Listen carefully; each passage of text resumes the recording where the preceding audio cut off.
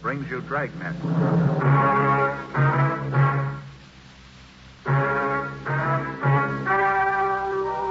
Ladies and gentlemen, the story you are about to hear is true. The names have been changed to protect the innocent.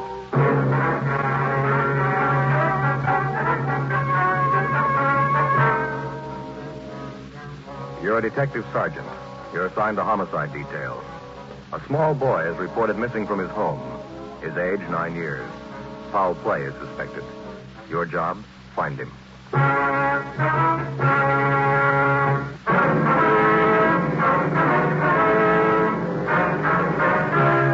Dragnet, the documented drama of an actual crime.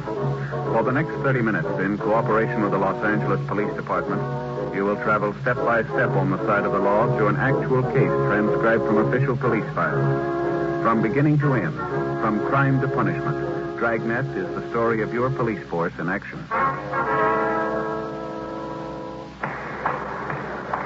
It was Thursday, December 22nd. It was cold in Los Angeles. We were working a night watch out of Homicide Division. My partner's Frank Smith. The boss is Thad Brown, chief detective. My name's Friday. I was on the way into work, and it was 3:55 p.m. when I got to room 42. Homicide. Hi, John. Frank, what's doing? Oh, nothing. Pretty quiet. How's your mother? Oh, that cold's still hanging on. Bad cough. Doc says nothing serious, though. My kid's got the same thing. Must be some kind of a virus going around. Yeah, maybe so. Did you get all the reports on that Webster case yet? Yeah, all taken care of. Good. I get it. Homicide, Friday. This is Levinson, Unit 11J1. Got something for you. Yeah, Harry, what's doing? Doherty and I are out here on Hollis Avenue, 4656, trying to track down a 9-year-old boy. Well, what's the story? Kid's missing. Suspicion of foul play. Yeah? How long has he been gone? About 2 hours. Looks like a job for homicide. How'd he figure? The kid was last seen playing in the backyard of his home. Yeah? We checked over the yard. Did you find anything? Blood stains, lots of them. They look new. Frank and I left a message for Chief Detective Thad Brown. Then we went over to the crime lab, picked up Ray Pinker, and drove out the Arroyo Seco Freeway to Hollis Avenue. It was an average neighborhood. Number 4656 was a one-story green stucco residence situated on the corner of Hollis Avenue and Harrison Drive. Beyond the backyard was a tract of undeveloped land, covered with scrub oaks. Harry Levinson from Highland Park Juvenile was waiting for us in front of the house. Back this way, fellas. You coming, Ray? Well, I got my bag. Who notified you the boy was missing, Harry? The mother said she went down to do some Christmas shopping about 11 this morning, left the boy home. Came back about 2 this afternoon. He was gone. What's the name? Johnstone. The kid's name is Stanley, 9 years old. Was the gate open like this when you got here? Yeah, we haven't touched a thing. There's the stains over here, Mr. Pinker, along the edge of the walk there, you see? Yeah, let me see. Quite a few stains, huh? Looks like it might be blood. Try some benzidine on him. There we are. See what happens. Where's the kid's mother now, Harry? She's in the house. Doherty's talking to her. Did you talk to any of the neighbors? Yeah, the people next door, the ones on this side. They couldn't tell us anything. There it is, fellas. Yeah, Rick? These spots I covered with benzidine are turning blue. Blood stains, all right. Can't say definitely whether it's human or animal. You have to go back to the lab and run it through? Yeah, biological precipitant test. Hand me one of those glass vials in the bag, will you? One of these? Mm-hmm. Here you are. Thanks. Scrape some of these flakes off for test. There we are. How soon can you type the blood for us, Ray? Precipitant test won't run more than 20 minutes. Take 3-4 hours to run a blood grouping, though. Yeah. That's it. Anything else you want to check? Levinson, anything else? Yeah, right here under this tin can. Empty shell. 22, huh? Yeah, might tie in, might not. Mark it and dump it in this envelope, will you? Sure. There you go. Did you get out a missing broadcast on the boy, Harry? Yeah, Doherty did about half an hour ago. Here's the description right here. Thanks. Mother know about the blood stains? No, we didn't tell her. She's worried enough already. She has no idea what might have happened to her boy, huh? No more than we do. Checked all the friends, relatives. We're covering the neighborhood. No trace so far. Not much to go on. Blood stains, empty cartridge. It could mean 100 things. Any ideas, Friday? Just one, and I don't like it.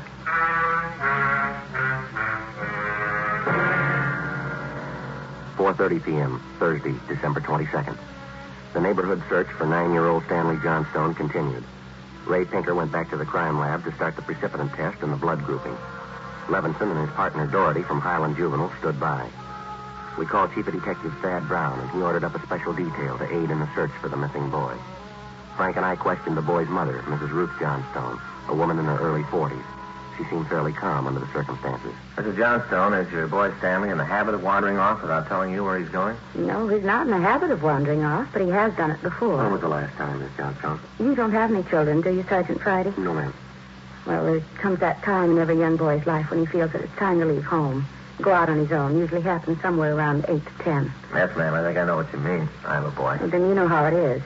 My husband and I scolded Stanley one afternoon after school, and he was quite put out about it. Thought George and I were unfair. Packed a few of his things and left. Well, how long was he gone, ma'am? Oh, no time at all. About 2 hours. I was worried about him, but my husband said to leave him alone. Said every boy had to go through that stage. Well, then you think he's run away from home again this time, do you? Yes, I think so. He's been gone about 4 hours now. And, well, I have a funny feeling about it. Did you and his father happen to have some misunderstanding with the boy recently? Well, that's just it. We haven't. I don't mind telling you now that we're talking about it. I'm getting worried. Any place around that you might like to visit? A hobby shop or a playground, something like that, where he might be? Yes, there's Jensen's model shop, Little Helen Woods, but I've already called there, and he hasn't been seen all day. I've called all of his friends, and they have no idea either. Mm-hmm. We'd like a list of all of his friends and the places that he was known to frequent, ma'am. Yes, all right. I'll give them to you. Where do you suppose he is? Where's your husband now, Mrs. Johnstone? At work. George works for the city. He's a fireman. Uh-huh. What house is he stationed at? Engine Company 12. He's working the A platoon. He'll be home tomorrow morning. I haven't told him that Stanley's gone. Was there any chance that the boy might be down at the firehouse with his father? No, he seldom goes down there anymore. No, I don't think he's there. I'm awfully worried. May I call my husband? Well, certainly. You go right ahead.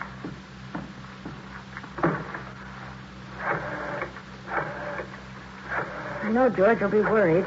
Stanley's been gone too long. Hello. May I speak with George Johnstone? This is Mrs. Johnstone. Thank you. I hate to call George at his work. Yes, sir. Does your husband own a gun, ma'am? Yes, he does. What caliber, would you know? It's a .45 automatic. He's got it. George? Well, this is Ruth. George, is Stanley down there with you by any chance? Oh, no, I can't find him anywhere. He wasn't here when I came home from doing my shopping. There are 2 policemen here. No, I said there are 2 policemen here. No, dear, I'll call you if we don't find him soon. Oh, all right. Yes, you too. Bye. I didn't think he'd be with George.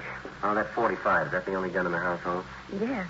Why are you asking about guns? Has anything happened that you're not telling me about? No, ma'am. Just routine checking. We'll have to take a look at that .45 if you don't mind. Maybe I should tell you we do have another gun in the house, but it's all wrapped up. George bought it for Stanley's Christmas present. What if we could look at it, please? Yes, will you have to unwrap it? I'm afraid so.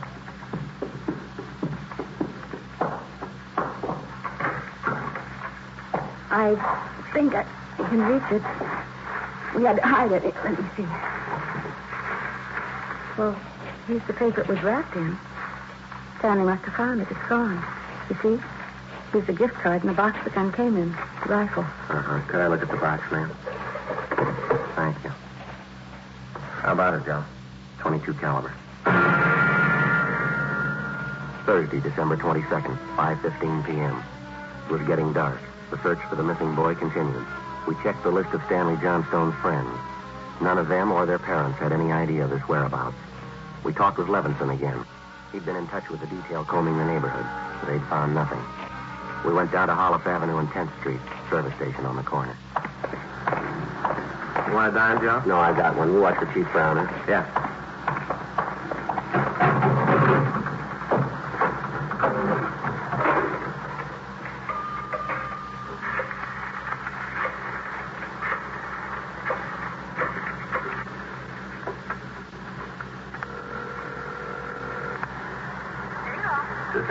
Please.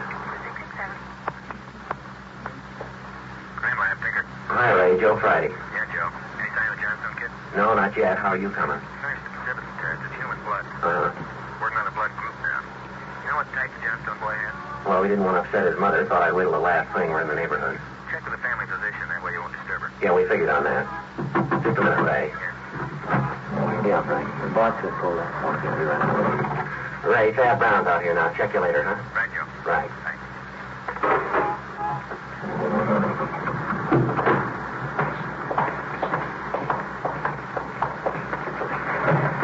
Gentlemen, how's it going? We just checked with Ray Pinker.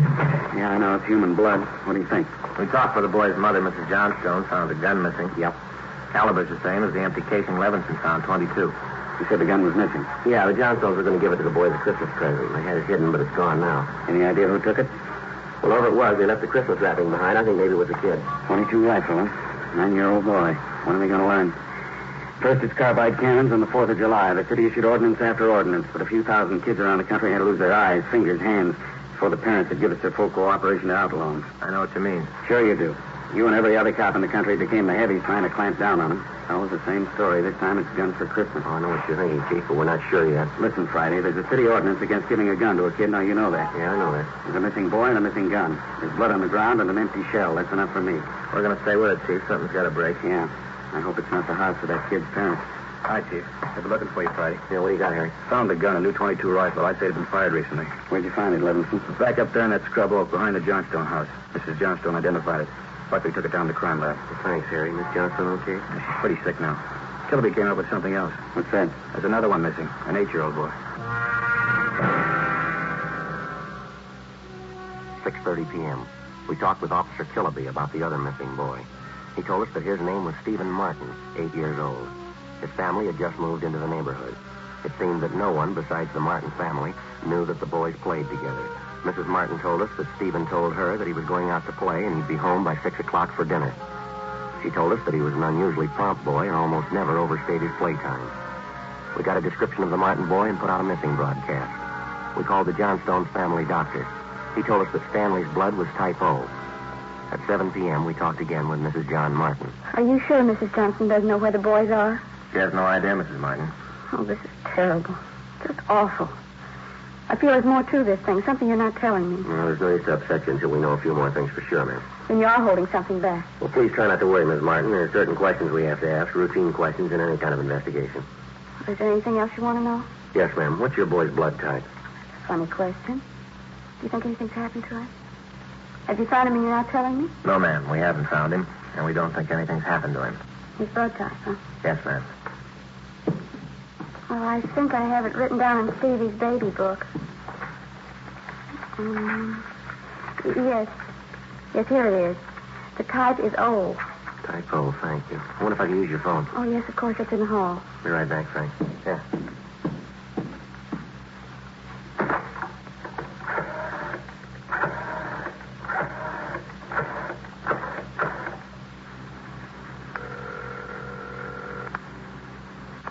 City Hall. 2667, please. 2667. Crime lab, Tinker. Hi, Ray. This is Friday. Yeah, did you get the blood types on the two missing boys? Yeah, both type O. So were the stains, Joe. Type O.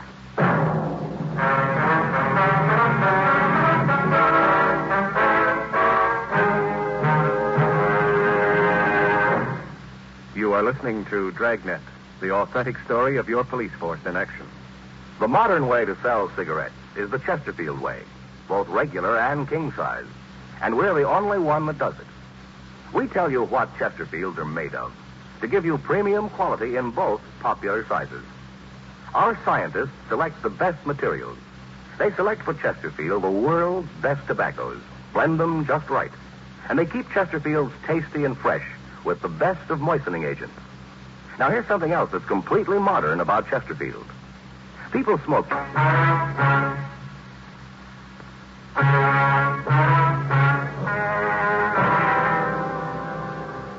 8 p.m., Thursday, December 22nd. Still no sign of either of the missing boys. Chief of Detectives Thad Brown went back to headquarters to direct the search from there. He dispatched another detail of 50 men to aid in the hunt for the missing youngsters. 8:30 p.m. It was getting colder. The citrus growers were warned to expect a freeze. We went back up the block to see Mrs. Johnstone. Her husband had quit work early and returned home. We talked with him. He could tell us nothing more than we already knew. We still had not informed either of the families about the bloodstains and the empty cartridge casing which had been discovered in the backyard of the Johnstone home. It was more than possible that they had a right to know about our findings, but Frank and I felt there was no cause to add to their distress at this particular time. If the two missing boys were found alive and well, then the bloodstains and the cartridge would be of no concern to the relieved parents. At 8:40 p.m., Frank and I left the Johnstone house and went to the home of Mr. and Mrs. John Martin. Mrs. Martin, you said your husband worked at a market. Yes. He telephoned about 15 minutes ago and said he was closing up right away. He'll be here any minute. I do wish Stevie would call or come home. so cold out tonight. All he had on was a thin cotton jacket. Well, try not to worry. We're doing everything we can. He'll be all right. Stevie's father's such a sensitive man. He and the boy are so close. I know he's terribly upset. Yes, ma'am. Are you sure there's no place you might have forgotten? Some place where the boy might be? No place. No, if anything's happened to the boy, it'll just kill John. Mrs. Martin. You just sit still. I'll get it. Thank you. Joe? Yeah, Harry. Johnstone kid, he's been found.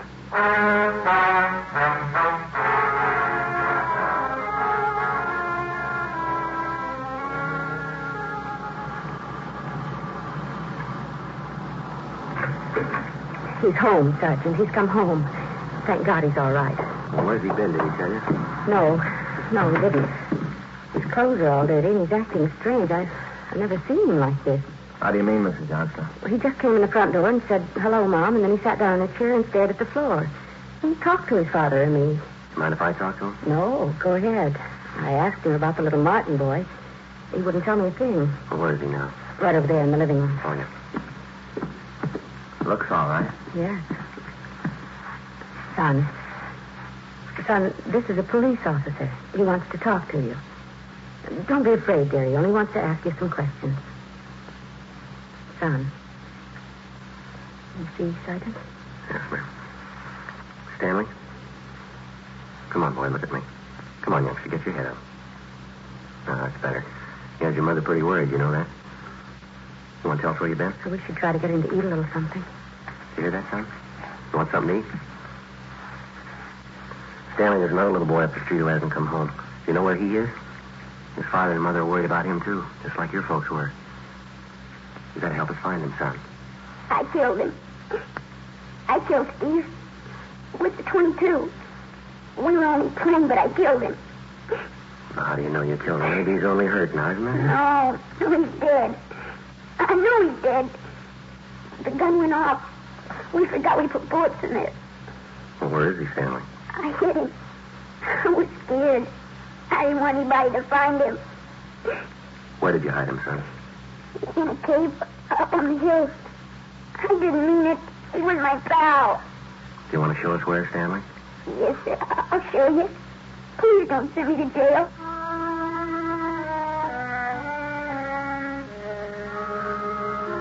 (9:15 p.m., Thursday, December 22nd. 9-year-old Stanley Johnstone led the way up the hill behind the backyard of his home. He showed us the wagon he'd moved the body in. His father came along with us. About 50 feet from the crest of the hill, the boy pointed to a thicket of scrub oak. There we found a small cave holding the body of Stephen Martin. There was a single bullet wound in his chest just below his heart. He was dead. We covered the body. Stanley, how did it happen? Well, I knew my folks were going to give me a gun for Christmas. I knew where it was and I got it. There was a box of bullets with it. Were you pointing the gun at Stephen's son? No, sir. No, sir, I wasn't. It was Steve's turn to play with it. I was chasing him. He tripped over that stump there and he fell. The gun hit him in the stomach and it went off. Now, why do you think you killed him if you're telling us the truth here? I'm telling the truth. Honest, it's the truth. All right, I believe you, son. But why do you think you killed him? It was my gun. He'd still be alive if I didn't go get it.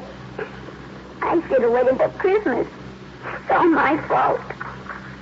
Where have you been all this time? In the cave with Steve. What were you doing in there, son? I was praying. I was praying for God to make him alive again.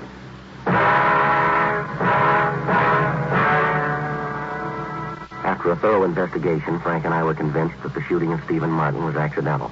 Ray Pinker's findings substantiated the Johnstone boy's story, even to the smallest detail. We put in a call to the coroner's office and acquainted him with the facts. He designated a local mortuary to handle the body pending autopsy and granted us permission to remove the body to the Martin home. Mrs. Martin collapsed. The family doctor was called. Frank and I sat in the living room to wait for John Martin, the dead boy's father. Edith? Edith? Mr. Martin? Yes. You the police? Yes, sir. Where's Edith? Where's my wife? Has my boy come home? Well, have you found him? Yes, sir. Where is he? Steve? Stevie! Where's Steve? He's hurt, isn't he? Yes, sir. Where is he? I want to see him. He's hurt pretty bad, Mr. Martin. Oh, where is he? I want to see him. How bad? Pretty bad.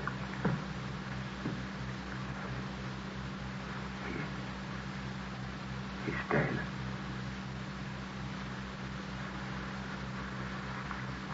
All right if I go in. Yes, sir, if you want to. Will you go with me? Yes, sir.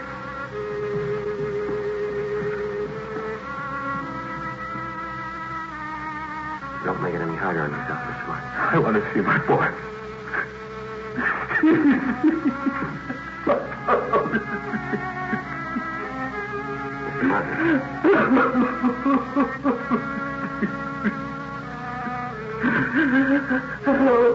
Mr. Martin. Stevie, listen to me, son. I got a lot of nice things for Christmas. Everything you wanted. I could get us 3 new cars for the train. And one with a searchlight on it really works, son. I got you the switch you wanted. I'm so trapped now. No. How you can have a big way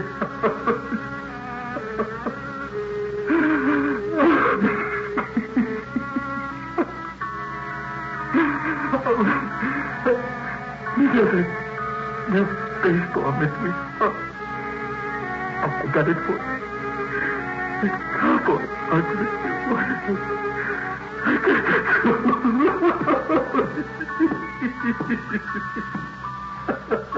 Mr. Martin.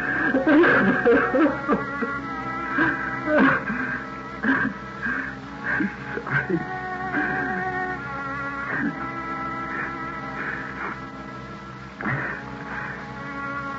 What happened? It was an accident. He was playing with a Johnstone boy up the street, playing with a gun. It went off. What was the other boy's name? Stanley Johnstone. It was an accident. Mr. Martin, where are you going? I want to see that boy. We had no idea what the dead boy's father had in mind. We didn't feel that we should try to restrain him. We went along with him up the street to the Johnstone home. I'm Stevie's father. Where's your boy? I'm sorry. Where's your boy? He's right here. Won't you come in? All right, Miss Johnstone. You the boy that was with Stevie? Yes, sir. What's your name? Stanley. I'm sorry, Mr. Martin. I know it wasn't your fault, Stanley. I wonder if you'd do something for me. Yes, sir. I've got a lot of nice presents for Stevie. I know he'd want you to have them. I want to give them to you. Christmas Eve. Mom? I think that'd be a fine idea, son. Come on, Frank. Yeah.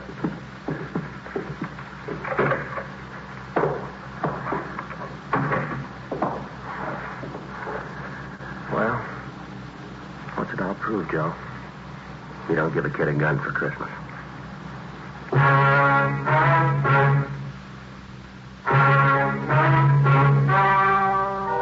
The story you have just heard was true.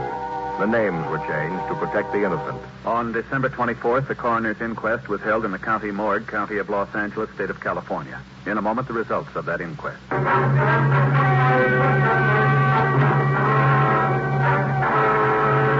At the coroner's inquest, it was officially recorded that Stephen Martin's death was the result of an accident.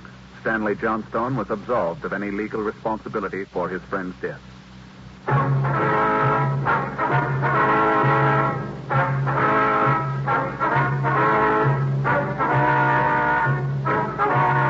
have just heard Dragnet, a series of authentic cases from official files. Technical advice comes from the Office of Chief of Police W.H. Parker, Los Angeles Police Department. Technical advisors Captain Jack Donahoe, Sergeant Marty Wynn, Sergeant Vance Brasher. Heard tonight were Ben Alexander, William Johnstone, Sammy Ogg. Script by Jim Moser. Music by Walter Schumann. Hal Gibney speaking.